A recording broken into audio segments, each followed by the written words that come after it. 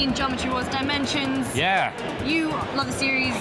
Oh. What did you think? Like, first impressions? I love the first two so much, and then this could have gone either way, because the original sort of conceptual dude who made that game isn't involved in this. But this is a team of guys who did work on it, some guys from Prozaic Creations, I think some folks from Studio Liverpool as well, as part of Activision's Sierra indie type brand thing.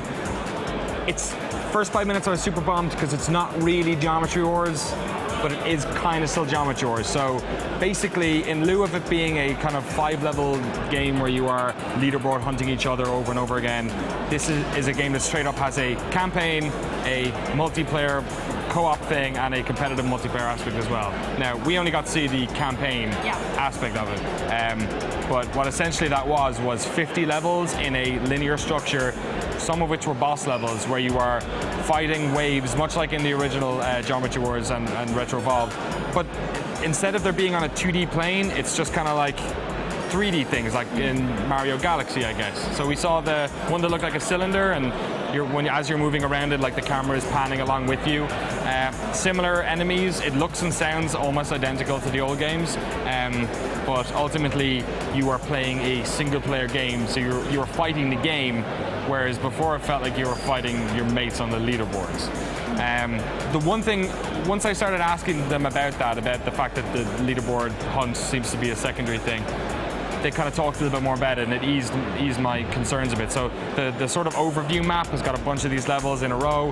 He said that there would be a way where whenever a mate of yours overtook you in the leaderboards, it would basically like pop up a different color or something. So they're aware of the fact that people have like specific levels that they'll play over and over with, and they still want people to be battling for the leaderboards. I guess the problem is when you have 5 levels, it's really easy to have big, fun fights, whereas with 50, it's maybe a bit of a stretch.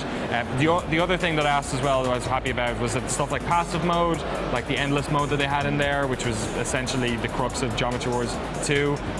All that stuff's in there, but it's just peppered throughout that main campaign.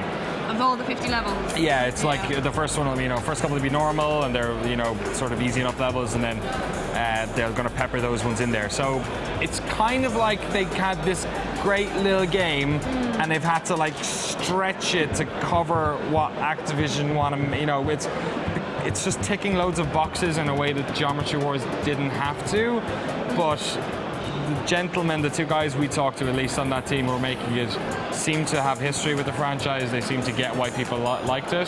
So I am cautiously optimistic for it, I'd say.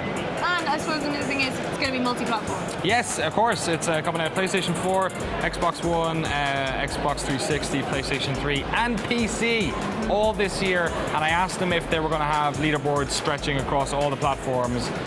They said, we can't tell you that, we don't know yet. It sounds like they're trying to make that a reality, but I know like stuff like Xbox sharing their database, apparently it's quite difficult, so they're trying to, but they can't confirm yet, that's for sure. So cautiously optimistic about that one. For all the latest here from Gamescom, stay tuned here to Gamescom.